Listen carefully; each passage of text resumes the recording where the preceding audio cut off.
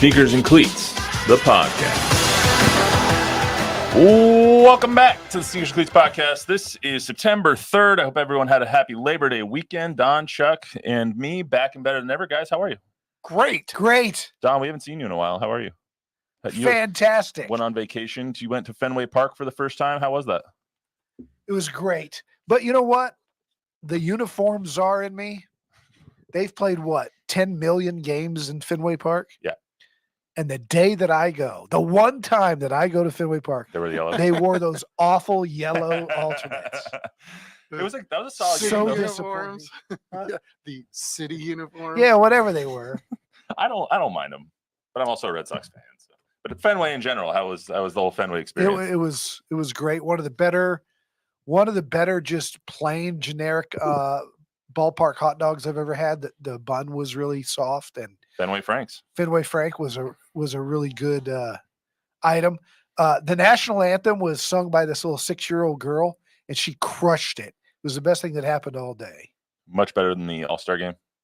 National anthem by Ingrid Andress. Yeah, much better. All right, before we get started, I want to remind you all to subscribe to the News 4 and Fox SA YouTube channel. If you're so inclined, download, rate, review the podcast wherever you get your podcasts as well. Helps us out a lot, so appreciate that. We got a lot to talk about today. UTSA had an up and down showing in their first game against Kennesaw State. Finally know the starting quarterback, who I predicted accurately as Owen McCown. We'll talk about him as well. The latest on the Cowboys and Dak Prescott's future. Diana Orsini reporting some interesting things this morning about the discrepancy about where each party is on this deal, I guess. Good. And then we got week 2 of the high school hype squad. Also, we will reveal our TNL top 10 for week 2 and break down our TNL matchup of the week. But first, as we usually do, trivia question for today. UTSA has had one player go in the first round of the NFL draft in their history. Who was it? What team did they go to? Easy.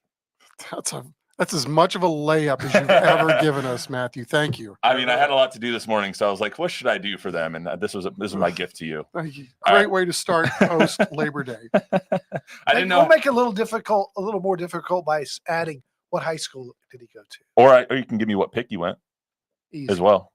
Okay. All right. I still think it's give me the draft, give me the pick, give me the team, give me the high school, give me everything about this player. And the added pick that was thrown in order for that team to get him in the first round. Where did that pick come from? And what great team that coach that drafted him is now coaching. So I don't even think about this until. Okay. Now we narrow it down. There's so many levels to this layup. It's unbelievable. Yes. In fact, I don't think about him often, but the fact that you brought it up, Chuck and I were doing UTSA football back then, and calling the games. Yeah. Oh. And the fact that it's UTSA Texas State week, we went to San Marcos and called that game on television, and it was as if he was growing and getting better exponentially week to week. And the game that he had at Texas State was like the guy from Fast Times at Ridgemont.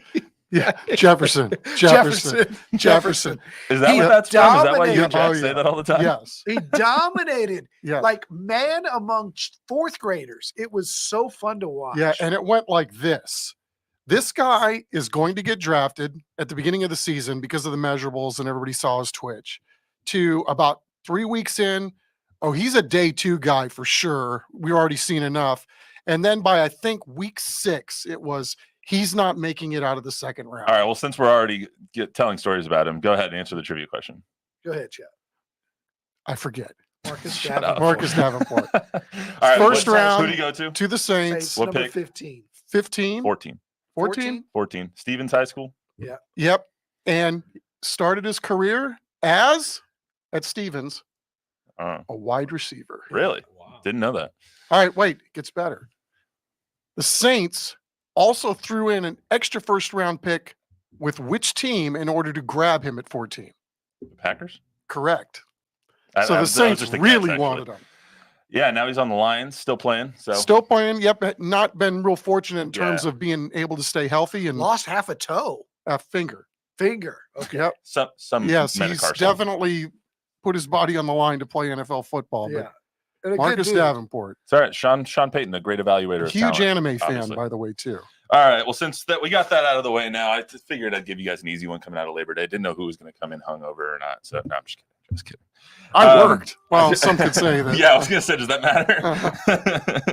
All right, let's get to UTSA. UTSA beat Kennesaw State this week, 28-16. Owen McCown won the starting job. Owen was the starter that came out, scored touchdowns on the first 3 possessions. Looked like they were going to blow Kennesaw out of the Alamo Dome all the way back to wherever they came from. And then 25 minutes later, score is still 21, and they hadn't scored for a solid 25 minutes in the game. So let's hear what Coach Traylor said yesterday about his team's performance before we give our 2 cents. Minus their penalties for emotion, I thought the offense upheld theirs for 1 quarter, and I thought our special teams, other than our Delta unit, which is our kickoff return team, was not good. And I'm the head football coach, so that's all on me. And that's where we stay. We stay in our lane. We're trying to coach our team. We're trying to get better. I've told y'all, I hope my players do it too. I mute, our staff mutes every single outside entity. We don't want any noise coming in our locker room. Is that possible, Greg, to really keep all that out? I doubt it, but we're pretty committed to our culture and staying within our locker room. And I know I sound like a caveman, old, and it's boring, but it's just what I think is best to control the controllables and to continue to get better each week. And like I said, being funny, but not being funny, we had to take a huge jump this week if we're even going to be able to compete with these guys Saturday. He's not wrong. His defense played really well. They just kept putting him in bad positions. And Owen, I think, played well, but the offensive line was like, there you go. So it didn't really help him a lot. I mean, they still ran like crazy in this ball game. I mean, Kennesaw had 5 sacks, and this is a team that's playing their first FBS game in their history. Like, that shouldn't happen against UTSA. Every who's time one of the I best looked Group of up, 5 he schools. was running for his life. Yeah. And I didn't watch the first quarter, so I missed caught the bad part. You missed the good. Yeah. Yeah. look, what Alfred E. Newman this, right? I mean, it's the first game. You've got a huge game coming up this week and an even bigger game coming up the following week. Work out some kinks. I mean, Owen still completed 70% of his balls. Yeah, I mean, he looked good. When he was protected, he looked really good. Much ado about nothing. I get that they're trying to, low key. They didn't beat them 70-0, and everybody thought that was going to be the case. But I don't know, man. It's week 1. You didn't think they were going to put out the whole playbook there in week 1. They're saving some stuff. So how do you feel about Texas State being a 3-point favorite? I don't hate to get into the gambling part of it because I'm so bad at it. I did gamble, that's proven on this broadcast. Not about gambling, but just like, hey, I'm the one that chose Clemson. They're at home. I didn't. They also, I think, are similar in that everybody's thinking they were going to get a blowout win, and so I don't know. I think because it's week 2, you have no idea really what you're going to get. We're going to find out a lot though this weekend about both teams. I think this week we saw the bad UTSA. They've been preaching defense and running game to help out a young quarterback, whether it was Eddie Lee or Owen. You can't have 76 rushing yards on 34 attempts. You just can't. Like, that's less than, what is that, 2.2? I put the box score in your guys' packet as well. That's 2.2 yards a carry. You had more penalty yardage than rushing yards in this game. That just can't happen against a good team. You're going to beat Kennesaw State like that. That's fine. But you're not going to beat Texas State. You're definitely not going to beat Texas, and you're not going to beat half the teams in your conference if you have that kind of stat line. That's just, it's unacceptable, and he knows that. I mean, Jeff after the game was pissed. He's still mad, I'm sure. Like, he knows that that's not his game, and he said it multiple times. This was not the 2-0 triangle of toughness culture that they have built over the last 5 years, and if I would be really surprised if they don't get back to that on Saturday. Yeah, the offensive line was porous, not great. And you know what? Jeff might be mad at me for saying this, but what are they going to give Kavorian Barnes like 25 carries? Right now, I know he fumbled, but he got 4 touches, and they go with Rocco, who's good, and they go with the other guy, Robert Henry. Yep, who's good. And then they went with a young freshman, a real speedy Brandon kid, High Henderson, I think. Oh well, yeah, Will Henderson. But it's like, man, when Barnes has a steady diet, he's proven to be 4.5, 5 yards a carry guy. That's coming.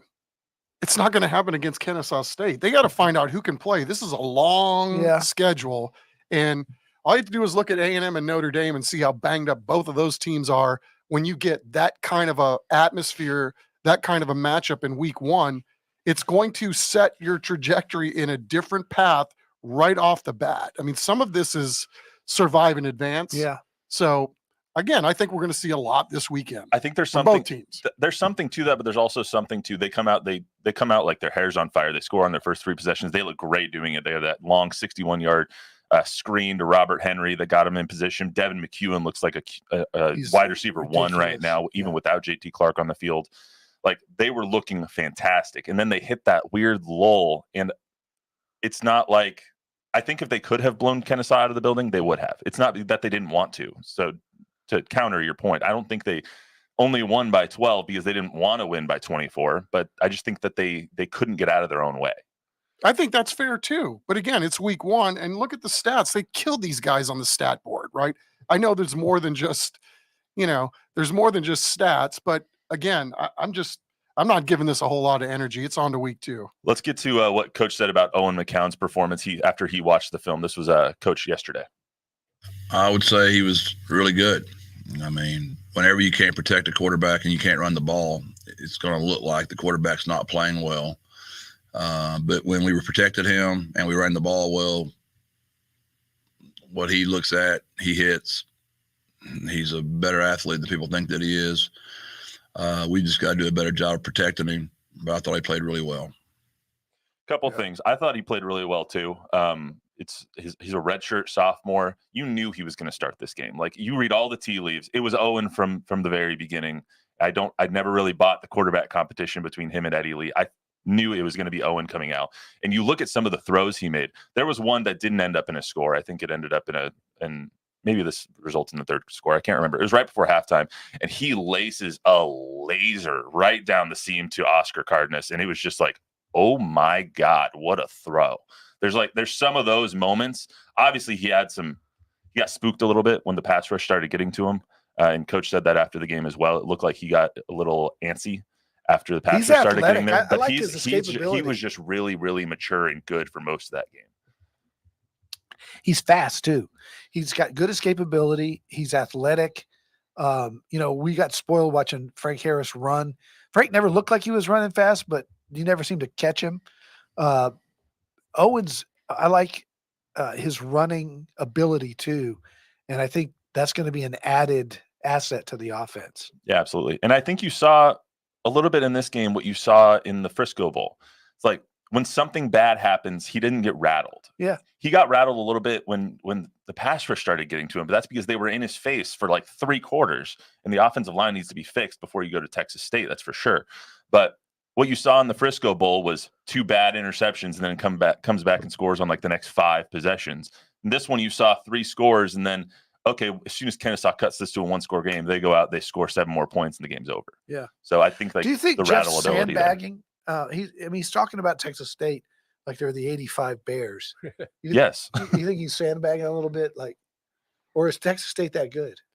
Well, I think they're good, but I also think you don't want to give them any ammunition, right? I think Texas State surprised a lot of people in that matchup against UTSA last year. They came in here and went toe-to-toe with them, and it was a 1-score game, and now, you got to think that they're better. I think in a lot of ways UTSA is probably better too, although we're going to find out. Now they got to go there. It's going to be a packed house. This, in a lot of ways, is Texas State's Super Bowl, and they've carried the mantle this offseason about wanting the expectations, and they want everybody to be on the bandwagon and then to fulfill the expectations that everybody's heaping on them. So I think this is for sure, when they put their schedule out, this one was number 1 that we're going to be up for and ready to go. And to add to that point, it's been circled for both fan bases as well. There's not one Texas State fan or one UTSA fan that does not want to watch this game or go up to San Marcos and make some noise, because you have, for some reason, Texas State fans, and I don't want to talk crap on them, but they've gotten this big chest thinking that there's this great team. Guys, you're still in the Sun Belt and you're still 0-5 against UTSA. So until you knock off Big Brother, you can't act like Big Brother. They might get it this year. They might. They very well might. They're going to be favored in this game. Probably it's up to 2.5. It's probably going to be a 3.5. I'll speak for some Texas State fans. I just think most Texas State fans are happy that their team is relevant again. Yeah. I think more than anything else. So yes, it's a big game. If they win this game, then it's going to be like, holy cow, okay, maybe there is some extra room on the bandwagon to really get involved and really get behind this team. But, again, I think this is a much bigger game for Texas State in terms of trying to build what they're doing. However, bigger picture, it's a more important game for UTSA based on where they really think 100%. they can go this year. I don't think UTSA can lose this game and make it to the playoff. I think Texas State could lose this game and make it to the playoff because they'll go through their district or they'll go through their conference. Neither one of these teams makes the playoff if they lose. You have to be undefeated. I think that's fair. You have to be undefeated. I don't think you have to be undefeated because UTSA is going to lose to Texas next week. Well, Probably. okay, you have to be undefeated against these everybody kinds but of the teams. top 5 teams in the Yeah. nation. That might not be enough. Yeah, And that may not be enough. Hey, I got something for you. You want to put the cart way before the horse? I love it. Yeah, Let's go. I started feeling better about this if you're a UTSA follower. If Dave Aranda is indeed out in Waco after this year, if they struggle, and Jeff Traylor is the new coach of the Baylor Bears, is GJ Kenny your new Roadrunners coach? I don't think so because I don't know if GJ looks at that as too much of a step up from where they are right now. Well, it would be in terms of conference. In terms of conference, yeah. And money. I mean, that's I like the way you spitballed. let's talk about that in January. All right, so that's what we're going to preview the Texas State game a little bit more on Thursday, but that's a little taster of what we'll talk about on Thursday. Let's get to the Cowboys here. So Dallas and Dak still talking contract. There's no deal done. We're 5 days away from the dog pound where our Bob Gambert's going to be watching the game pretty strongly, I'm sure. They're pretty focused on that game, I should say. We'll get to more of the game against the Browns on Thursday. I want to talk about Dak and the contract today. So this is from Diana Rossini in their Scoop City podcast with Chase Daniel, and talking about what this contract status and like where the stall in the negotiations has kind of gone. Chris? Dak is a lame duck quarterback, Diana. What are you hearing about this? Is it the money or is it the years? The holdup at this point, from what I understand, is about the years the Dallas Cowboys are willing to commit to. Really? Well, it's assumed that Dak is going to be paid at the top of the market. The Dallas Cowboys are aware of that. It's, do they want to put themselves in a position contractually that will keep Dak in Dallas longer than 2, 3, 4 years? And that's what Dak is looking for. He's looking for a long-term commitment from Dallas. So the holdup here is really the belief from the Dallas Cowboys. This is a guy who's won a lot of games, but is that enough? Interesting. So the turntables. Dak wants reportedly from Diana Rossini on the Scoop City tables turn. podcast. I know. I just did that. But if the table turns, then it could be turns table. So Dak, Well, if it's a turntable, then we're going back to vinyl. so Dak wants a 5-year, Fair. six-year deal, and the Cowboys seem to want to give him 2, 3, or 4. Is that what do you guys think of that? I don't even know how to phrase that question. I can't wrap my head around Dak Prescott being paid more than about $40 million a year. He's going to get way more than that. I know. And then the years too, right? And the years too. Like he's what? We've decided he's the 7th best quarterback in the NFL. He should get 7th best quarterback money. And there's this assumption by everyone that he's going to get $60 million, become the highest paid quarterback in the NFL. Why? Why? Because it's his turn? Because he's the latest quarterback to set the market? I'm hoping that the things that Jerry Jones said last week, he really believes. And that is, there's a lot of things that could affect his contract status. Injury, level of play, what Jerry said. So it makes me think he's waiting to see.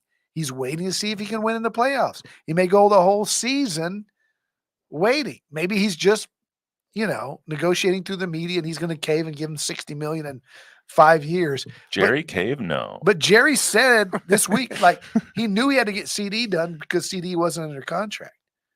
Dak's under contract. CD was under contract for this year. But he'd Technically, waited he his could have had 2 more He Turn. turn waited his turn. to have 1 year left on his deal and not having been paid his first bag. If you couple Dak has already gotten his first bag. if you couple this though with what Dak said last week, which was it says a lot if they don't sign me by Sunday. Everything, the stars are aligning for Dak to be a free agent next year. Right. And, But that, if and you're they're going to lose him. Why? Why are they going to lose him? Because someone's going to offer him $65 million a Then year. so could Jerry. Jerry won't pay him $65 million a year. If he's worthy of it. If he gets to Why pay him 65 now today if you can wait and see if he's worthy of it? If he runs the table, they win the Super Bowl. because you don't have to give him 65 today. You can give him 57 and make him the highest paid quarterback for the next 4 or 5 years, and then you get him. I think it's worth the gamble. If you're Jerry, I think it's worth the gamble. If he wins you a Super Bowl, then you match whatever he's got. But why give him 57 today? Because that's what the going price is. For a We'll guy see. who's never won a playoff game. Or I'm not maybe saying two. they should. I'm in favor. I'm in favor of Being them. fair. Two. I'm in favor of them restarting the quarterback market, but you're putting yourself in a horrible position because right now, if you let him walk next year, you lose him for $60 million to the Vikings or whoever it is. You still have $40 million in dead money, so you're still hamstringing He's yourself. not going to go to the Vikings. I'm just pulling a team out of it. Right, but what I'm saying is I think Jerry is betting on the fact, and we'll see. He could sign him today. But if he does wait to see how he plays and to see how the team is, because we don't know how good this team's going to be. If he does wait, then whatever offer he gets, the star on the helmet plus a match dollar for dollar and year for year, he's not going to want to leave Dallas. Do you think it's a distraction, though, as we go into this season? Because every pass that he makes or every interception that he throws, every touchdown that he throws, that's either adding or subtracting value from this contract. And that is somewhere in the back of Dak's head, in the back of Jerry's head, in the back of Steven's head, and Mike's head, that has to be calculating back there. Okay, I owe him another $1 million because he just threw a 7-touchdown performance against the Cleveland Browns or whatever. Sorry, Bob. But I mean, that has to be there, right? Yeah, I mean, but Jerry said that he wants the carrot out there. He thinks it's healthy to have a carrot out there for somebody to play for the contract. He said that a lot, right? About having somebody play on the hot seat and, what can happen and you get the best out of people. And he's right, but there's the whole thing about caving. Yeah. So I don't know. I think it'll be a fascinating rest of the week to see if something miraculously comes out of nowhere. But I mean, I've said all along, I think why not let these guys do 1 year and play for their next contract and let the contract that they've already signed and that they already signed up for, let that play out. And then we'll go from there after this is all said and done. Yeah, and I agree with you. I agree. Chuck and I have been lockstep on this from the beginning because I think Tampa Bay proved that you can go out and get a Baker Mayfield on a 1 year, $6 million deal and go further in the playoffs than the Cowboys did. There's always going to be that guy. You're going to get a Sam Darnold next year to start? Maybe. Trey Lance going to start next year? Again, yeah. I mean, if you don't win 12 ball games and do some damage in the playoffs, then where would it be wrong to maybe kick the tires on something like that, right? I mean, you're clearly spinning your wheels with whatever it is that you're doing right now if you don't go further than what you did The last Packers year. let Rodgers and Adams both go. Yeah, look how quickly they flipped that bunch thing of around. dead money, and they go into Dallas and spank them. I mean, yeah, they had 4 years with Jordan Love before that happened, though, or 3 years with Jordan Love before that happened. Yes, but and I don't see the an heir moons and apparent the sitting behind stars Dak aligned. right now.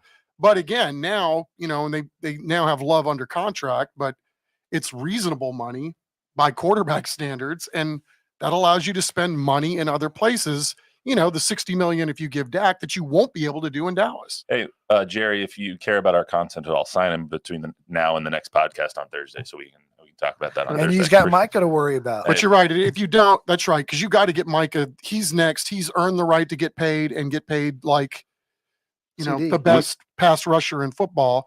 So if we're sitting here today and there's nothing done and they get to the off season and this is still looming over their head and there's a chance that Dak walks and then when he does, you're still on the hook for $40+ million to Micah off of your dead money salary cap, okay. then you blow the whole damn thing up and you just eat it for a year. We've said it for a long time. They're going to sign 2 of the 3. I'm not convinced that one of the three is going to be Dak. I think it's going to end up being Micah and CD, and they might let Dak walk I'm with you on the way that. this saga has played out. So let's get to some high school football. Like we said last year, we have a commitment to high school football in this program. So we will go through our TNL top 10 for week 2. We'll put them all on here on the sheet for you guys. So first and foremost, I thought week 1 was great. There was a lot of standout performances. Reagan destroyed Brennan, which was a little bit of a surprise to me. Yeah. Just because Brennan is another year older, and Caden Glass, I thought, would come out and be a much more mature quarterback. He had his struggles. He had a couple of touchdowns, or he had a touchdown last week as well. But Reagan is just one of those teams where it's just like, just put him in the playoffs Reload, already. yeah. Just put him in the playoffs again. You know, it's just, they're just one of those guys. I was also not stunned. I was also taken aback by how explosive Steele is. 4 Division I commits on that offense. between Royal Capel, Jonathan Hatton, Chad Warner, and Jalen Cooper. Is that his name? Yeah, Jalen Cooper. And, I mean, Jalen Cooper had 3 touchdowns in the first half. They're our first team in our TNL top 10. They are just put them in the playoffs too. They're freaking ridiculous. Any immediate takeaways from week 1, guys? Yeah, I mean, the game we did, right? How big, strong, and physical both Brandeis and O'Connor is. I mean, if those teams have to play like that with that kind of competitiveness every single week, are they going to have anybody left by week 5? Right? I mean, Yeah. it was astonishing how hard those teams went at each other in that ball game, and what a rivalry does to physicality and scheming, and very, very proud of both of those teams, the way they came out and played in week 1. There's just so much more talent in San Antonio than I can ever remember. The Jordan Clay kid at Madison is going to have to he's going to have to overcome some quarterback issues. He's still young. Michael Terry, from what I understand, could commit to Texas as early as this week or next week. And I think we've got Alamo Heights a little low on our poll, by the way. I think they're really, really good. Chuck and I said that last week too. We got to have a talk with Carlos. Yeah, they're the 5th ranked team in 5A. And yet they're what, 5th on our TNL top 10 poll? Like they need to be ranked higher. But he's really good too. Yeah, absolutely. Hey, we have a tough poll, man. We do have a tough poll. We have it's like the Ring of Honor and the Pro Football Hall of Fame. Hey, Jimmy finally made it. So it's hard to get in. That's true. It's true. All right, let's get through the TNL top 10. So Steele's number 1. Jalen Cooper had 3 touchdowns in the first half. Jalen Cooper committing to SMU. Thank you. Chad Warner to UTEP. Jonathan Hatton to Oklahoma. And Royal Capel to Oklahoma State. Yes. Oklahoma State. Yes. So like I said, 4 D1 commits. I don't know about anyone on their offensive line if they're committed right now. I'm sure they are, because Steele is just a powerhouse. They have a huge right tackle. I think he's a freshman or sophomore who's just they already have a couple of guys that are committed to the NFL. Yeah, honestly. So I mean, Steele is just skip a step. They're just a house, man. And then Reagan is the second team in our TNL top 10 poll. And thank you to David Sines and Lyndon Hamilton for signing up for 48 minutes against each other this Saturday, because we have the top 2 teams in our TNL top 10 poll going head to head in Comalander on Saturday at 7:00. And I'll be at UTSA Texas State, so I won't get to watch it, but I will be sure to watch all of the highlights that Jack gets, because that's going to be a banger on Saturday. Number 3 is Piper. Piper, once again, shows their mettle. They beat Bernie last week, 38-36. I was questioning their quarterback. They lost Jake South last year, or coming into this year, and he was our player of the year last year. So I was questioning, okay, how are they going to replace him? Caden Keith had 310 yards and 4 touchdowns. So Piper, once again, showing why they are one of the top teams in 5A. Smithson Valley, what else can you say? Always. Right. What else? Let's write them in, pencil it in. Yep. So they beat Roosevelt 45-0. They play Brennan this Friday. That's another banger of a showdown, because Brennan, even though they didn't have their best game last week, that Bazer's going to have his guys ready for that one. Alamo Heights, like we said, was a little bit low. They're at 5. They're 1-0. They defeated Seguin 47-19. If I remember correctly, they won last year 51-48. So it shows you the difference a year can make for these two teams. And Alamo Heights might have found their second in command to Michael Terry, because they had a guy named DK Garza who had runs of 50 and 36 against Seguin. Wow. They got a tight end too who's just 6'7", 240. Yeah. Legit recruit. They're really good. Ron Riddiman always has his guys ready. Number 6 is Johnson. They had a heck of a ball game against Judson last week. came back from, I think they were down pretty much the entire games, 21-19. They ended up scoring late. Lauren Bubba Johnson, we might not have Ty Hawkins anymore, but they still have Lauren Bubba Johnson there, and he is one of the best running backs in our area for sure. For sure. So they might have more of a, instead of airing it out, more of a ground and pound offense this year, but just put Lauren in there and let him go. They play Piper this week, so another good matchup, our TNL top 10 matchup for us. We got some freaking bangers all over the area this week. They play Piper Friday 7:30 at Warrior Coliseum. Judson falls. I think they were 4 last week. They fall to 7 this week because of that loss to Judson. They play Hutto 7:30 on Friday. They beat Hutto last year 29. The Hutto mascot. I don't know. It's one of the best. Pizza Huttos. The Hutto pizzas. The Hutto Hippos. The hungry hippo. Everyone Yeah. has a role on this podcast. That's what Don's is just knowing obscure mascots. New Braunfels was really impressive. They defeated Madison 48-zip under a new head coach. Obviously, you never know what to expect, but 48-zip. What else can you say about New Braunfels? Yeah, Another great machine mascot. program. Yep. Obviously, no rebuilding for them. They're playing Canyon this week. That's going to be a rivalry game for them. They're at Canyon 7 p.m. on Friday. Brandeis, we talked about a little bit. What did it show from Brandeis? They jump into the top 10 at number 9. They defeated O'Connor 27 to 20. They came back from 17-0. O'Connor looked like they were just pulling out all the stops, but then they kept, as Coach Molesky said at halftime, they just kept shooting themselves in the foot. Special teams helped them get that lead. They just couldn't hang on. Yeah, the quarterback made some ill-advised decisions in the second half that really sunk them. But I was kind of impressed by how Brandeis kind of took all the punches and then started punching back in the second half. Yeah. No doubt. I mean, they got a lot of chunk yards with that great running back that they have, and a lot of that was just dive play left, dive play right, and he did the rest. Yep. So they play Sotomayor at 7 p.m. on Thursday at Ferris. That'll be a good game as well. And then Southwest defeated Harlandale 35-10. They play Lockhart 7:30 on Friday down at Dragon Stadium. The Dragons have split the games between Lockhart the last 2 seasons, including last year's 41-35 home One of the victory. great atmospheres in San Antonio, the Dragon Bowl. Absolutely. Always love going down there. Let's get to our TNL matchup of the week. We got Burbank and Veterans Memorial this week. Burbank is 0-1. I went and shot this game on Saturday. They lost 63-34. It might be the fastest I've gone in and out of a stadium. It was. I will tell you right now, because for those who don't know, we go get 3 or 4 plays, ones that we can air for highlights, and then we get out of there typically. This game started like this. Opening kickoff by Burbank was an onside kick that they recovered. First play from scrimmage, Kevin Hernandez throws a pass to the flat, but it ended up being a lateral, fumbled, run back the other way by Lavernia for a touchdown. So Lavernia starts out 7-0, even though they didn't start with the ball. Next drive down the field, Kevin Hernandez throws a wide open touchdown to Izzy Zapata, and then fumbles, or I think it was a defensive touchdown for Lavernia the other way. The next possession after that, I was like, all right, see ya. It was really entertaining, but Very high scoring. yeah, it was high scoring for sure. Yeah, they scored all those points with 4 turnovers in that football game. I mean, they're going to be fun to watch on Thursday night. Yeah, and then at halftime of that game, I think it was 49-24. Like it was just a shootout. How good is Lavernia? Lavernia is really good. They're up there. I think they're number 2 in our sub TNL poll. They are. And if you look at this game coming in off a short week, obviously Burbank played on Saturday, Veterans Memorial played on Friday, but Burbank really condensed week, especially with Labor Day sandwiched in the middle coming into this Thursday night game. Does that affect them at all coming into this game, guys? I don't think so. I mean, it's early in the season. You got only one tape on the other team.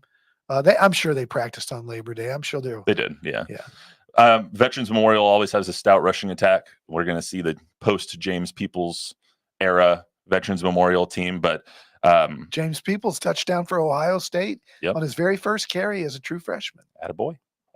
Pretty cool. Defense is going to need to be tough up front, but let's hear from Coach Mole here from Burbank. Well, when you schedule good teams, you do it on purpose. It exposed our weaknesses, and it's allowing us, we have this saying here, failure is growth. This is an opportunity for us to grow, and they expose the things that we need to fix as a coaching staff and then as a team.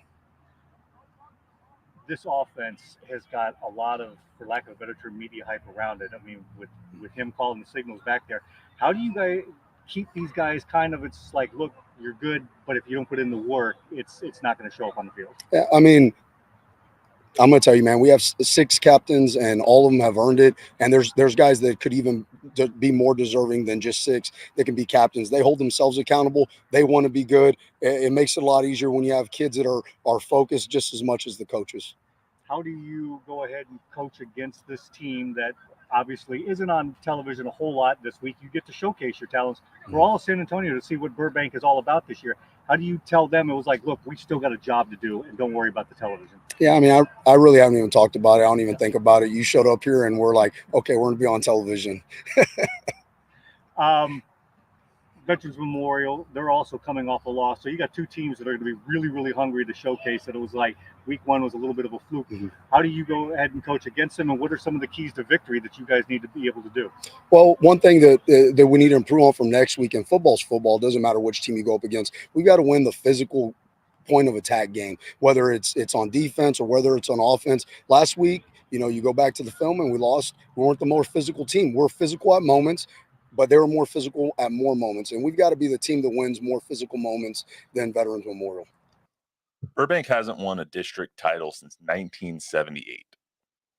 They finally don't have Alamo Heights in their district. This game is more, I don't know if it's more important, but this game is as important as a game can be to get your season started on the right track before you go into district play. You get things clicking on all cylinders for Burbank, especially if you want to win your first conference title in the last 46 years. Yeah, they kind of got a new culture built over there.